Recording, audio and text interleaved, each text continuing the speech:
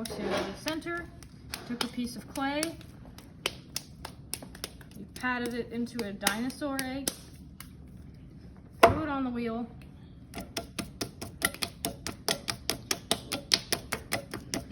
pat it a little more center,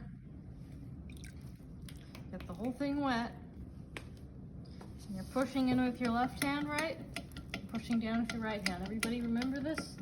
You have questions about this? So that's centering. That's all we did last week. When you get better at it, it'll take you about 3 minutes. So the first new step that we're learning today is called making the hole. Making the hole is just going down the center of the clay to make a place for you to pull up, right? So, has anybody drilled a hole before? Yep. Yes. Cool.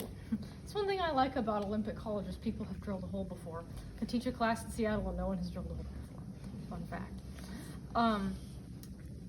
So when you're drilling the hole, right, the drill can kind of wander around if you haven't pre-drilled. Same thing here. If you try to put your finger on the clay and you try to do dead center, it's very easy for your finger to wander around and the wheel to tell you what to do, right? So it's how I get around this is I tell my students not to go dead center. Don't try to find the dead center of the clay and then hold your finger there as steadily as possible. That doesn't work that well. You want to go just ever so slightly off center, like just a 1/4 inch off center. Make yourself a little track. That's it, right? Once you have that little track, your finger is going to go down in that track that's slightly off center, and the wheel will do the work of making that a dead center hole. Okay, does that make sense? So I have one hand's the tool, one hand's the guide. Right hand's the tool, left hand's the guide. And as I'm going down, I want you to watch, because the wheel's moving this way, right? And my finger is going down, but it's also meeting the motion of the wheel and pressing against that and coming back up. So when I'm moving my finger down, it's kind of like a little scoop up. And I find that having a trajectory, like a motion, makes me much more steady than just trying to be steady, period, right? Does that make sense? It's kind of like you can hold your hand more steady if you push your hands together, right? This is a much more steady situation than this. I think it's a thing in Tai Chi or something. It's also like if you've used like a sanding belt, you want to put the wood against the motion of the belt, right? Same thing. So resisting the motion makes you more steady. So I'm going to go down in that little track now, turning my hand to kind of face the motion of the wheel, and come up. And I scoop because of how I threw, I always get this little extra piece of clay. So I want to take that out with my finger. Not everybody gets that, but if you do, a little scoop will help you avoid that problem. All right, so that's the hole. Does anyone have questions so far? No? Okay. Next step is pulling out. So I tend to teach people to do this by using 2 fingers. Just pulling out like that. And I'm sort of like leaning a little bit, right? So the fingers are not doing the same job. One hand, the right finger is pulling out. The left finger is kind of just there for stability and strength, right? It's kind of at an angle. My right finger is the one contacting the clay. And when we get to that step, I can help you guys. My experience is that pretty much everybody finds a different way to do that, but that's how I do it, so that's how I'm teaching. All right. Pot's a little off center, that's okay. I'm gonna do the first pull and then I'll explain to you how it goes, because I always do the first pull weird. I want you to see a standard version. What's this lump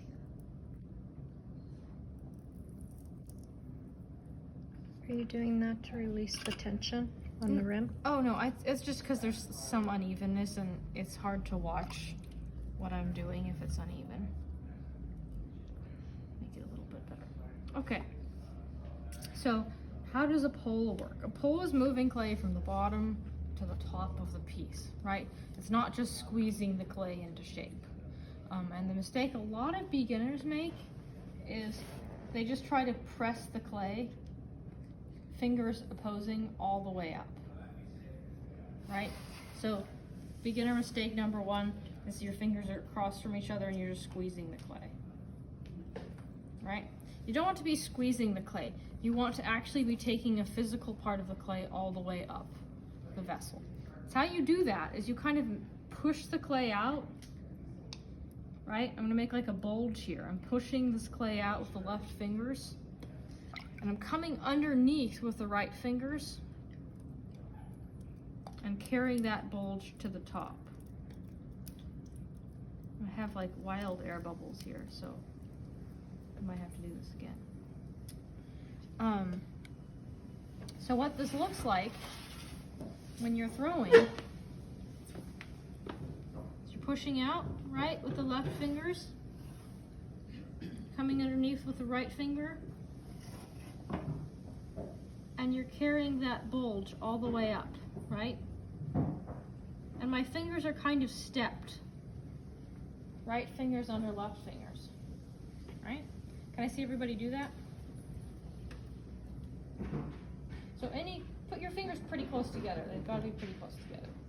So anytime you're having trouble throwing and you're like, what's happening? Take your hands off the wheel.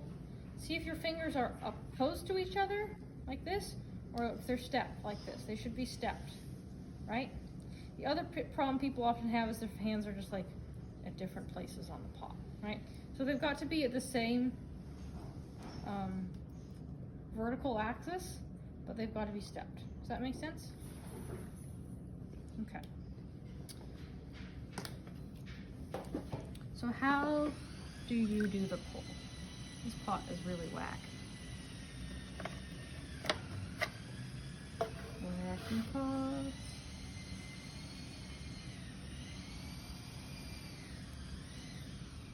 That's fine though. So the left hand is pushing out, right? And you want to be pushing out with just your fingertips. You want to like kind of crook your hand. Everybody crook your hand, right? You don't want to be pushing the whole thing out. If you go in here like this and you try to just push the bottom out, but your hand is flat, the whole wall is going to move out, right? And then you don't have that one little ledge. Okay? So crooked fingers on the inside, bottom. Right hand, I do it a lot of different ways. I usually just use 2 fingers. You can also use your knuckle. So left fingers are pushing out. I see that bulge. I'm pushing gently up into my left fingers, but not really that aggressively. And I'm carrying it up.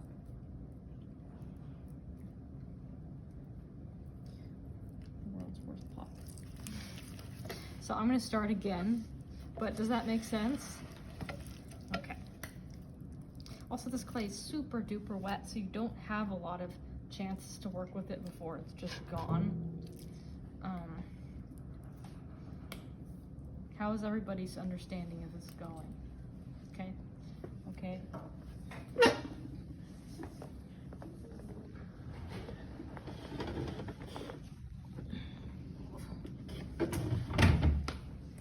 See, it's almost too wet. Maybe we'll do, you know, we might do a wedging demo today too, just so that you all can dry out your clay a little bit. I think we're gonna do that today too. We just kind of have to. Right, making the hole, right? Little track going down, pulling out. I'm compressing the bottom here. I'm not going to talk about that today. We're just doing the throwing part today. But that's what I was doing there. Pulling up. This is what a pull kind of just looks like. You're just carrying that clay up.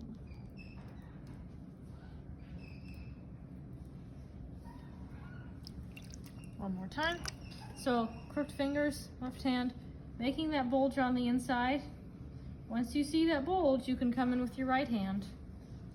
Come underneath that bulge. Carry it to the top.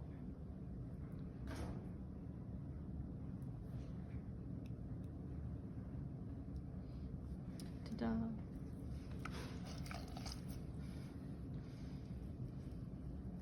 All right. questions so far? Does the size of a pot matter? It may. Varies.